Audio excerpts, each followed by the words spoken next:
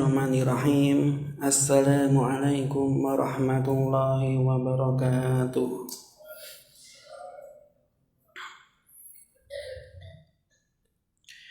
Innal hamdalillah nahmaduhu wa nasta'inuhu wa nastaghfiruh wa na'udzu billahi min syururi anfusina wa min sayyiati a'malina.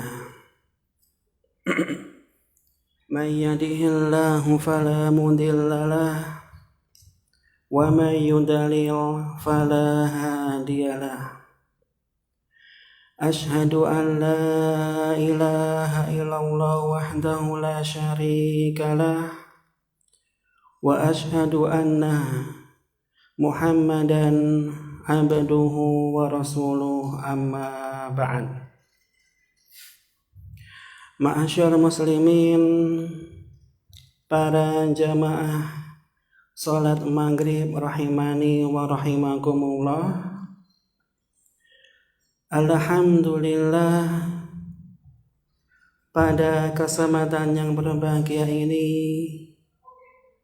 Allah Subhanahu wa ta'ala masih memberikan kesehatan kepada kita semuanya, di mana pada hari yang mulia ini dan di tempat yang penuh berkah ini kita masih bisa menjalankan di antara kewajiban kita, yaitu kewajiban untuk senantiasa menuntut ilmu.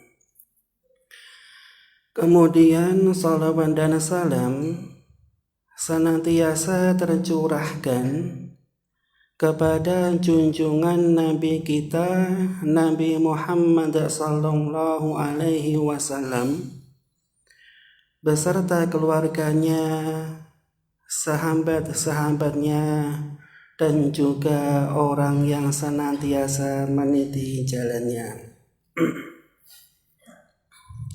Ma'asyarul muslimin rahimani wa rahimakumullah. Sekarang kita lanjutkan pembahasan dari kitab Minhajul Muslim, karya dari Asy-Syaikh Abu Bakar Jabir Al-Jazairi rahimahullahu ta'ala rahmatan wasi'ah.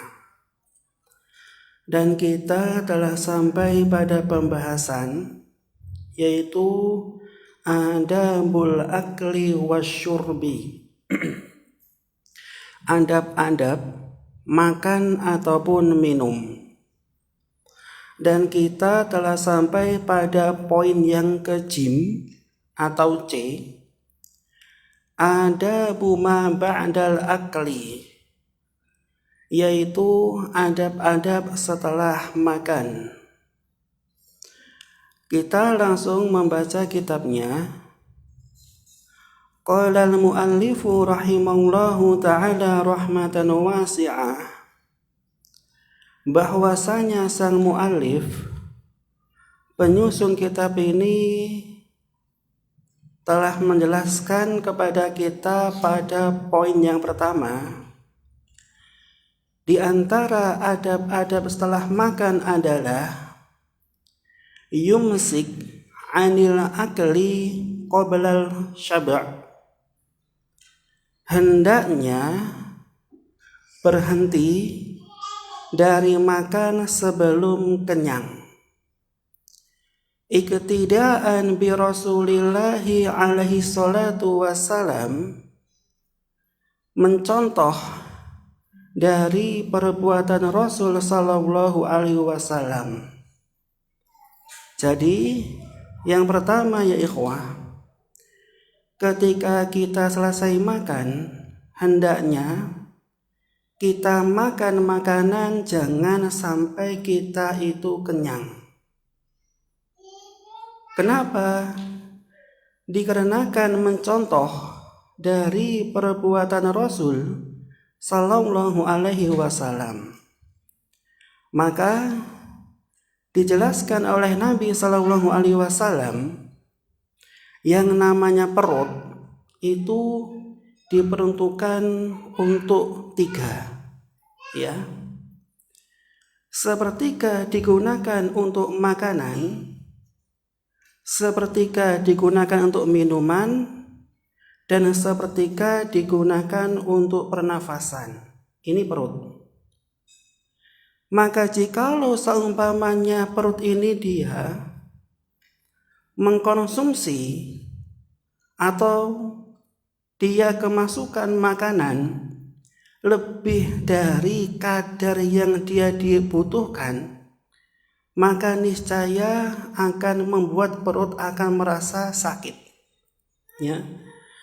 Contohnya seperti kalau ada orang kekenyangan, biasanya pernafasannya terganggu. Dan jikalau ada orang yang dia itu kebanyakan minum, biasanya perutnya bisa kembung. Dan seumpamanya seseorang dia itu kurang makan sama kurang minum, boleh jadi bisa masuk angin, ya. Ini perut. Maka seyogyanya ya ikhwah, kalau bisa itu diimbangkan antara makan, minum sama pernafasan, ya. Sepertiga untuk makanan, sepertiga untuk minuman, dan sepertiga untuk pernafasan. Ini sebagaimana contoh dari Nabi Sallallahu Alaihi Wasallam. Wa hatta la yaqa fi tuhmah al-muhlikah, agar tidak terjadi yang namanya penyakit yang menimpa perut, ya. Makanya ikhwah, para ulama sebagaimana penjelasan dari Ibnu Hajar, makan itu hukumnya wajib atau sunnah. Hukum asal mulanya hukumnya mubah. Akan tetapi ya ikhwah, kalau antum niatkan makan ini untuk ibadah kepada Allah, maka hukumnya berubah dari mubah menjadi sunnah, ya. Akan tetapi kalau seseorang makan melebihi kadar yang dibutuhkan oleh perut alias kekenyangan, maka hukum makan ini yang awalnya mubah menjadi makruh, ya. Ini kalau dia makan melebihi kapasitas perut. Akan tetapi sebaliknya, jikalau dia makan dan makan ini sampai membuat dia itu sakit, maka hukum makan yang bisa membuat orang sakit bisa menjadi haram, ya. Contohnya seperti air ini. Seumpamanya ini anak masuki ikhwah racun, hukum minum ini halal atau mubah? Haram. Kenapa haram? Dikarenakan bisa membuat perut sakit, bahkan bisa membuat nyawa melayang, ya. Ini hukum makanan. Dan seperti kalau ada orang kekenyangan yang bisa membuat badan menjadi sakit, maka hukum makan itu menjadi haram, ya. Seperti dia makan atau minum melebihi apa yang dibutuhkan oleh badan, ya. Ini harus seimbang antara makanan dan juga minuman. Wal bitonati mudhibah lil fatinah, dan juga ya ikhwah yang namanya makanan, seumpamanya dia melebihi dari kapasitas perut, itu bisa menghilangkan kecerdasan, ya. Bisa menghilangkan kecerdasan. Makanya sebagaimana yang dicontohkan oleh para ulama, di antara waktu yang paling utama seseorang itu belajar, itu ada waktu yang paling utama. Yang pertama habis subuh, dan yang kedua ketika dia tahajudan atau sepertiga malam terakhir. Apa hikmahnya?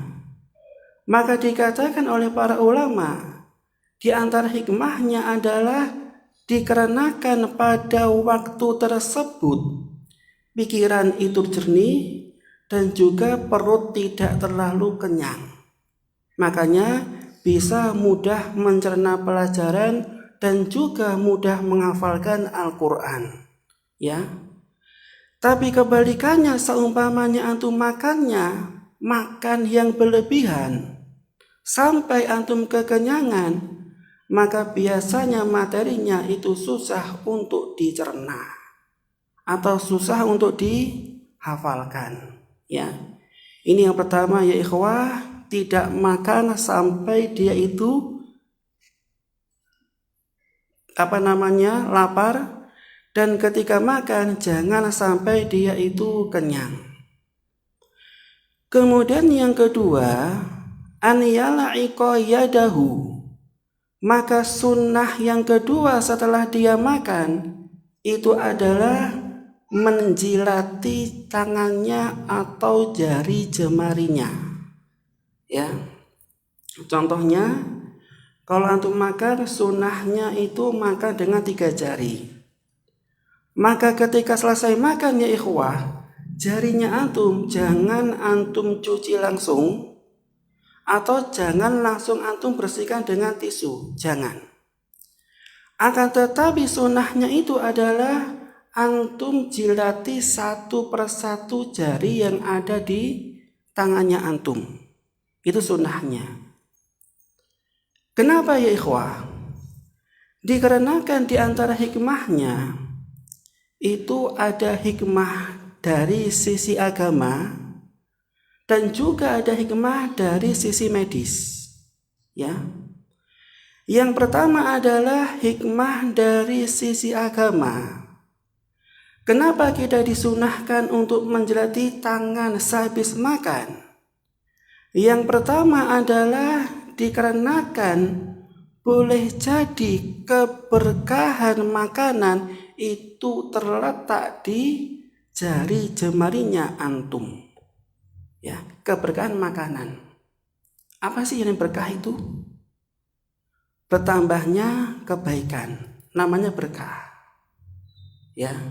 Maka di antara sifat atau ciri makanan yang berkah itu adalah bisa membuat perut kenyang, bisa memberikan energi yang digunakan untuk beribadah kepada Allah, dan tidak menyebabkan sakit perut. Itu hikmah makanan yang berkah. Makanya kalau ada orang habis makan kok perutnya sakit, boleh jadi perlu dipertanyakan sumber makanan yang dia makan. Apakah dari barang yang halal? Apakah dari barang yang haram? Ya. Makanya agar kita mendapatkan keberkahan dari makanan, jangan antum buang sisa makanan yang ada di jari jemarinya antum. Itu jangan. Tapi sunnahnya itu adalah dijilati terlebih dahulu. Ya, ini hikmah yang pertama agar kita mendapatkan keberkahan di makanan. Kemudian yang kedua, kenapa kita diperintahkan untuk menjilati makanan yang ada di jari? Dikarenakan ya ikhwah, seumpamanya ada satu sisa makanan yang ada di jari, antum tidak jilati, tapi antum langsung buang, boleh jadi sisa makanan yang antum buang ini itu dimakan oleh setan. Boleh jadi. Ya, boleh jadi. Ya, makanya di antara sunnahnya seseorang sebelum makan itu mengucapkan basmalah. Dan ketika seseorang mengucapkan basmalah, maka setan tidak akan ikut makan bersamanya. Tidak akan. Tapi ya ikhwah, dia masih nunggu.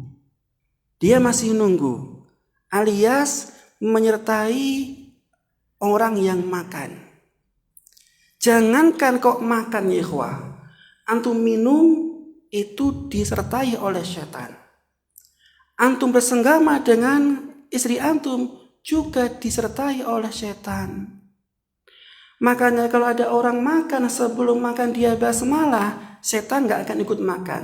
Namun dia menunggu kesempatan, boleh jadi antum membuang sisa makanan, dan itu akan dimakan oleh setan. Ya, makanya jangan antum berikan satu, apa istilahnya, Jawanya itu upo. Satu upo, walaupun satu upo antum buang, jangan. Boleh jadi itu akan dimanfaatkan oleh setan dan juga dimakan oleh setan. Ya, maka ya ikhwah, ana pernah punya kisah. Saya pernah beli nasi bungkus di pinggir jalan. Ketika saya bawa pulang bungkusannya sama nasinya, saya mau makan, mau mengucapkan bismillah. Qadarullah, ada ulat yang keluar dari sambelnya. Ulat keluar dari sambelnya, qadarullah.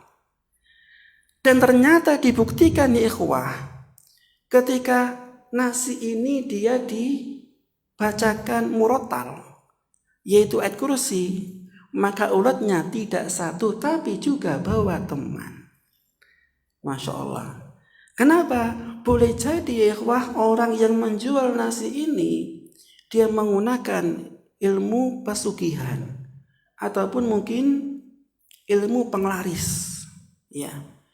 Maka agar kita tidak makan makanan dari ilmu penglaris atau dari jin, maka kalau bisa antum membaca basmalah baru antum makan.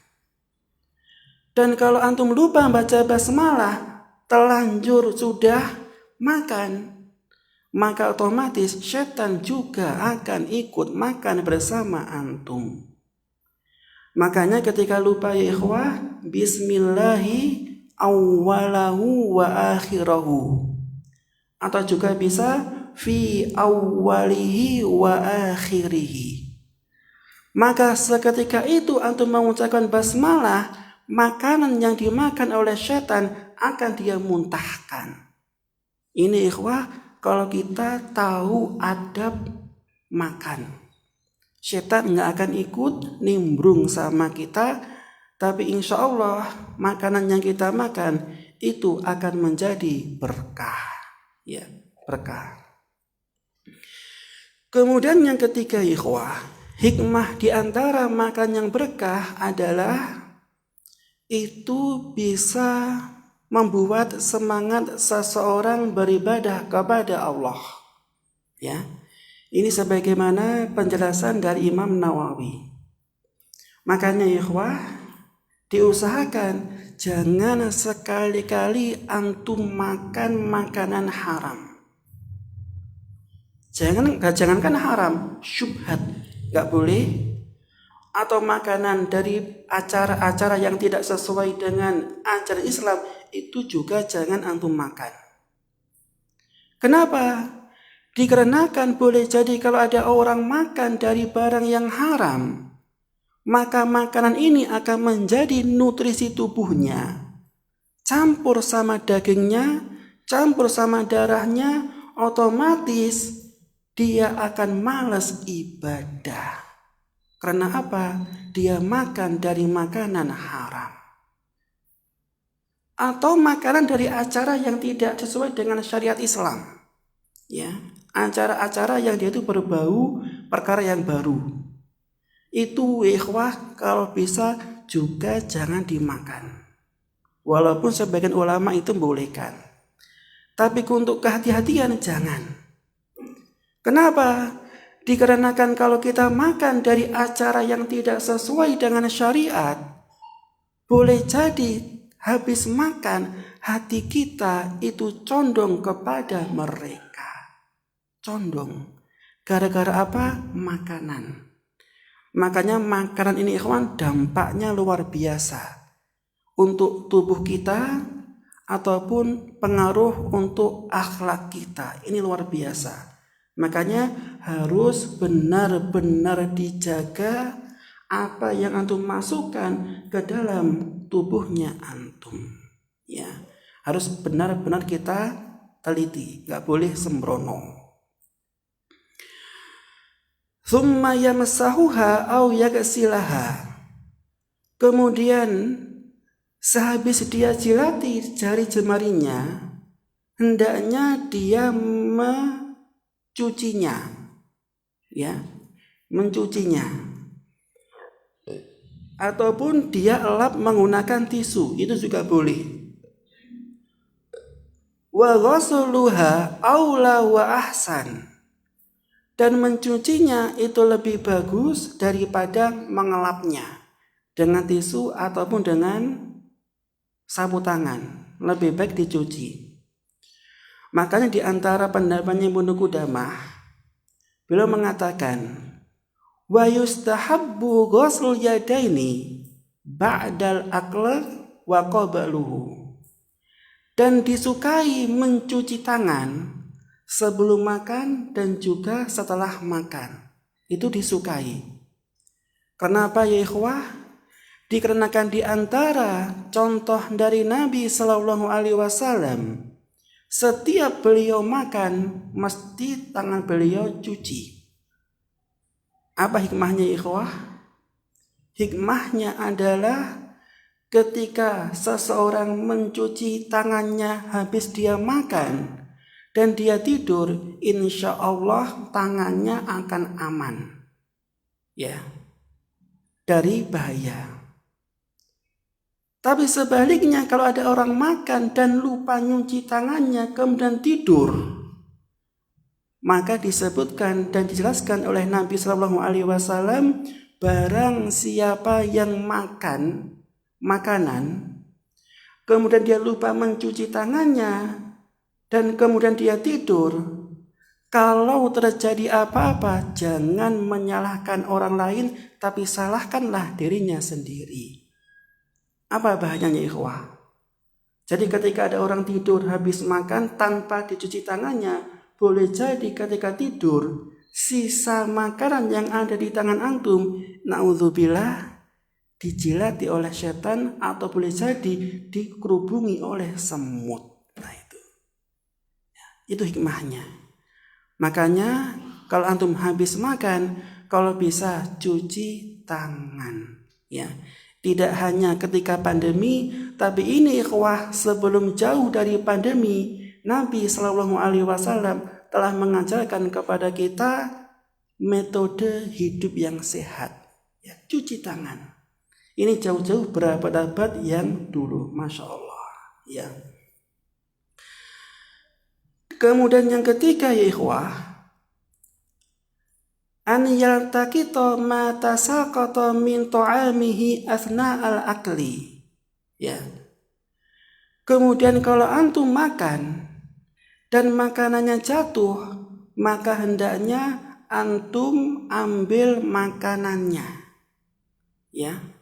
Jadi kalau antum makan roti, qadarullah satu suapan ternyata rotinya jatuh, kalau bisa ini ikhwah jangan antum buang sisa rotinya. Akan tetapi ikhwah antum ambil lagi dan kotorannya nempel di rotinya antum buang. Adapun yang roti yang bersih antum makan. Ya, jangan dibuang. Kenapa ya ikhwah? Dikarenakan sebagaimana yang saya jelaskan, setan itu senantiasa menunggu kesempatan ketika manusia lengah, ya. Ketika seorang muslim dia membaca basmalah makan, insya Allah setan gak akan ikut makan. Akan tetapi kalau ada makanan yang jatuh kemudian dibiarkan oleh orang yang makan, niscaya makanan yang jatuh ini akan menjadi santapan menunya setan, ya. Makanya ikhwah, jangan suka buang makanan, nggak boleh. Dan itu termasuk tabdzir, ya, termasuk hidup yang boros, menyia-nyiakan harta. Maka dikatakan oleh Ibnu Mas'ud, apa sih tabdzir itu?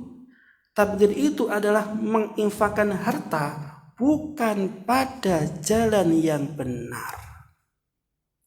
Maka kalau antum buang makanan sama saja antum menginfakkan makanannya kepada siapa?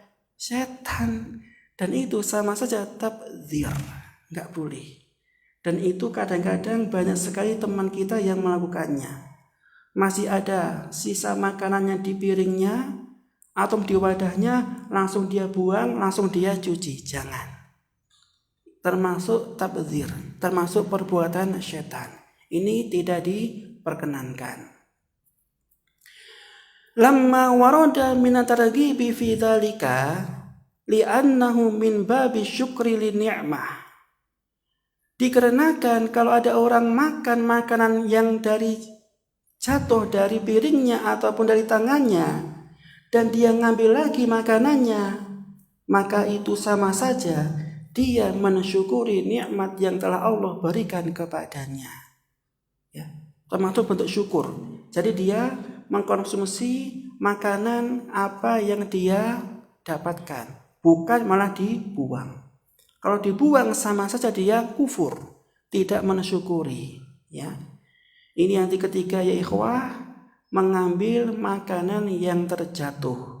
Ya, tapi ya ikhwah syaratnya tidak dimakan makanan yang ada kotorannya, itu nggak boleh.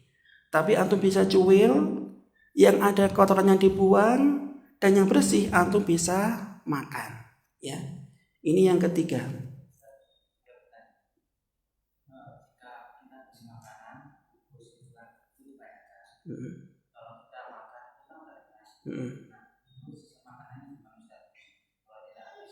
Nah, jadi kalau ada orang makan di warung, itu harus mengetahui kadar dari lambung yang dia punya. Seumpamanya dia itu mampunya makan 1 porsi, maka hendaknya beli 1 porsi, jangan 2 porsi. Ya. Akan tetapi kalau dia itu terlanjur beli 2 porsi, padahal dia mampunya hanya makan 1 porsi, maka hukumnya yang 1 porsi itu boleh diberikan kepada orang lain.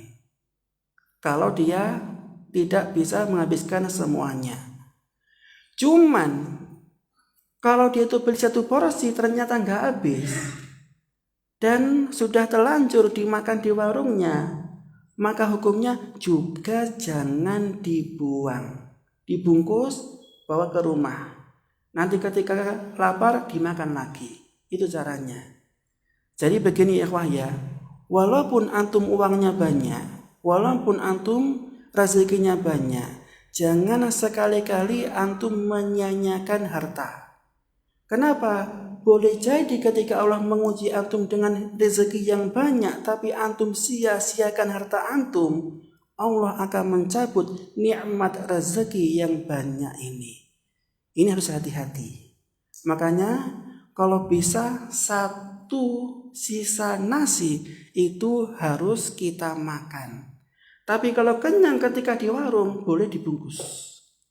Ya, itu juga dulu pernah saya alami. Ya, saya dulu pernah ke warung sekeluarga, ada 3 orang, anak 1, istri 1.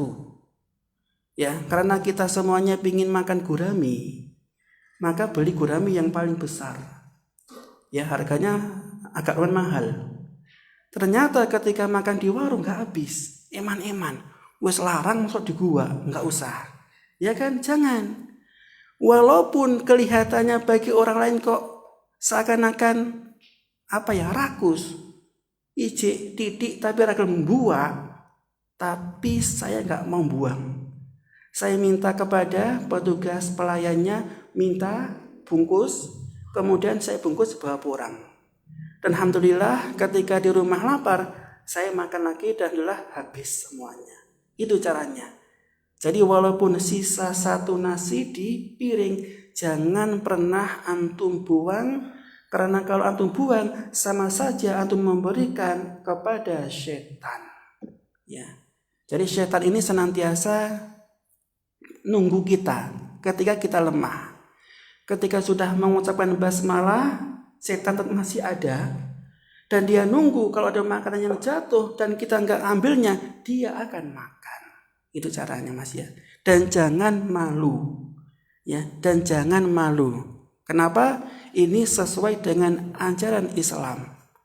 Kita boleh malu kalau kita melakukan dosa, baru kita malu. Tapi kalau ketika kita menjalankan sunnah Nabi, gak boleh malu, gak boleh sungkan, dan gak boleh terbisik oleh setan. Buanglah, itu sudah gak ada rasanya. Boleh jadi seperti itu. Makanya kalau bisa dibawa pulang, itu caranya. Adapun sisanya, duri-durinya, itu boleh antum berikan kepada kucing. Ya, ini ikhwah termasuk di antara mensyukuri nikmat rezeki, nikmat kelapangan hidup, yaitu tidak boleh menyia-nyiakan makanan. Kemudian yang keempat, di antara adab setelah makan adalah an yukhallil asnanahu. Ya, jadi habis makan itu sunnahnya adalah menyela-nyelai gigi. Ya, makanya kalau antum punya siwak, itu kalau bisa siwaknya itu dibentuk seperti pasta, seperti sikat gigi. Antum cacah siwaknya. Kemudian ketika habis selesai makan, siwak yang seperti sikat gigi ini antum gesek-gesekkan ke gigi. Itu hukumnya sunnah. Kenapa ya ikhwah?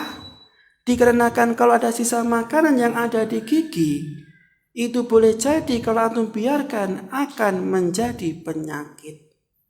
Bisa gigi menjadi keropos, ataupun bisa jadi menjadi gigi itu sakit gara-gara sisa makanan. Makanya di sini sunnahnya habis makan disela-selai giginya. Ya. Wa yatamatmat, ya. Dan juga habis disela-selai giginya, dia itu berkumur-kumur.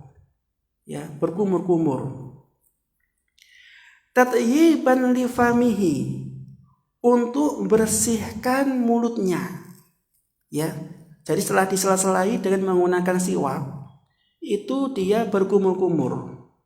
Ini ya ikhwah, lebih-lebih ketika antum berjamaah. Itu harus diperhatikan. Soalnya kalau antum habis makan makanan yang baunya menyengat, kemudian antum lupa untuk berkumur-kumur, langsung jamaah di masjid, dan itu bisa ganggu temannya antum, maka hukumnya itu makruh. Contohnya seperti antum makan bawang, makan pete, makan jengkol, atau makan makanan yang baunya menusuk. Seperti apa? Duren, sahih. Dan itu ya ikhwah sama saja antum menzalimi teman antum. Contohnya ketika antum jamaah takbir, Allahu Akbar, teman antum mau takbir, ya Allah enaknya bau duren ini. Nah ini, itu sama saja antum zalim. Ketika teman antum ingin khusyuk, gara-gara antum makan duren, hatinya jadi kepikiran duren, dan sama saja itu zalim. Ya, ini yang kadang-kadang kita itu nggak perhatikan. Ya, kalau saya pernah mendapati ada orang yang habis makan ikan atau bakso. Wah, ini kayaknya enak ini dia. Dan makanya ketika jejer sama orang yang habis makan, khusyuknya itu hilang. Terbayang-bayang makanan, dan biasanya ketika imamnya panjang sedikit, hatinya itu ngerundel. Kapan selesainya? Kalau selesai langsung tak makan bakso. Itu yang bisa menyebabkan hilangnya kekhusyuan. Ya, makanya ikhwah, ketika antum habis makan makanan yang baunya menyengat, itu harus dibersihkan dulu mulutnya, atau minimal itu berkumur-kumur. Atau yang paling bagus bisa antum gosok gigi ataupun antum memakai siwak. Ya. Maka disebutkan oleh Nabi SAW dalam hadis yang sahih, man akala basol wasaum wal kurwas la yaqrabanna masjidana. Barang siapa yang makan bawang, merah ataupun putih, atau makan makanan yang baunya menyengat, fala yaqrabanna masjidana, janganlah dia mendekati masjid ini. Alias apa? Jangan ikut jamaah. Ini ancaman dari Nabi. Kenapa? Fa inna bani Adam yata'adza kama tata'adza malaikah. Karena manusia itu terganggu gara-gara bau mulutnya, sebagaimana malaikat itu juga terganggu. Jadi malaikat juga terganggu ya ikhwah. Ketika antum tidak gosok gigi habis makan makanan yang ada bau yang menyengat. Makanya dikisahkan dari Nabi SAW, beliau pernah dihidangkan belikat kambing. Ya, kalau kambing kan baunya menyengat. Ya, dikasih Nabi dihidangkan daging kambing, maka Nabi SAW enggan memakannya. Kul, makanlah. Dan beliau mengatakan, fa inni unaji Rabbi, dikarenakan aku masih bermunajat kepada Rabbku. Maka kalau antum ya ikhwah makan makanan yang baunya menyengat, kalau bisa setelah sholat, jangan sebelum sholat. Ya, setelah sholat, jangan sebelum sholat. Ya, kalau antum makannya sebelum sholat, bisa jadi hukumnya menjadi makruh. Tapi kalau antum makannya setelah sholat, maka hukumnya la ba'sa bihi, nggak apa-apa, asalkan tidak ganggu teman yang lainnya. Ya. Ini yang keempat ya ikhwah, yaitu dia menyela-nyelai giginya dan juga berkumur setelah dia makan. Idbihi yadkurullah ta'ala wa yukhatib al-ikhwan, dikarenakan dia berzikir kepada Allah dan juga berbicara dengan temannya, maka kita harus tahu perasaan teman. Ya, harus tahu perasaan teman. Kama anna nadhafatal fam, dikarenakan kebersihan mulut itu juga bisa menjaga kebersihan gigi. Ya, ini hikmah kenapa seseorang berkumur setelah dia makan makanan yang baunya menusuk. Dan yang terakhir, yang kelima, an yahmadallah ta'ala akiba aklihi aw syurbihi. Yang kelima adalah setelah dia makan, hendaknya dia memuji Allah setelah makan ataupun minumnya. Wa an yaqula idza syariba labanan, dan mengucapkan doa setelah dia minum susu, Allahumma barik lana fima razaqtana wa zidna minhu. Jadi ini ikhwah ada dua doa ya. Yang pertama doa habis makan, yang kedua doa habis minum susu. Ini beda doanya. Kalau doa habis minum susu sebagaimana yang dicantumkan dalam kitab ini, Allahumma barik lana fima razaqtana wa zidna minhu. Ini doa setelah minum susu. Dan kebanyakan ikhwah dia itu lalai dengan doa ini. Dia samakan antara doa makan dengan doa habis minum susu. Padahal di sini doanya itu beda. Ya. Jadi kalau habis minum susu, Allahumma barik lana fima razaqtana wa zidna minhu. Ini doa habis minum susu. Tapi kalau doa habis makan ya ikhwah, dulu pernah kita jelaskan bagaimana? Ayo, masih ingat antum? Yang keras, coba.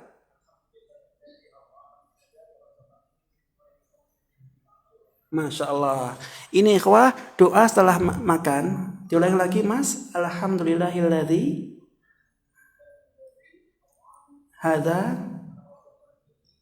min. Masya Allah. Ini doa habis makan. Dan apa faidahnya ya ikhwah? Faidahnya adalah kalau antum mengucapkan doa ini habis makan, walaupun kelihatannya lafadznya pendek, lafadznya simple, maka di antara faidah yang disebutkan oleh Nabi Sallallahu Alaihi Wasallam, ghufira lahu ma taqaddama min dzanbihi.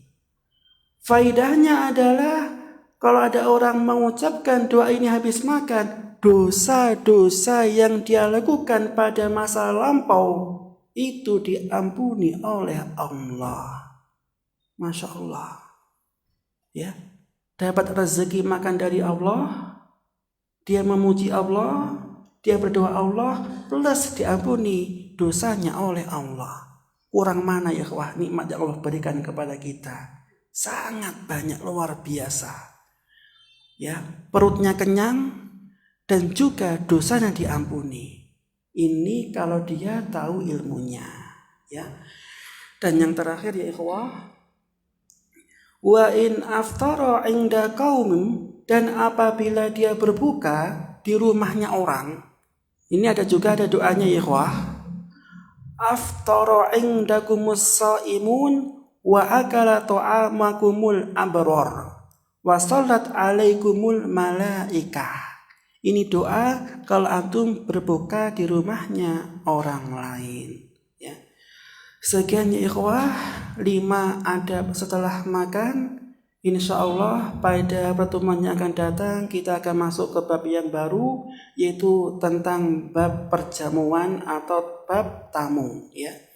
Mudah-mudahan apa yang kita kaji hari ini memberikan keberkahan kepada kita semuanya, dan mudah-mudahan Allah Subhanahu wa taala mengampuni dosa-dosa kita semuanya. Amin amin ya rabbal alamin. Dan kita tutup dengan doa kafaratul majelis. Wassalamualaikum warahmatullahi wabarakatuh.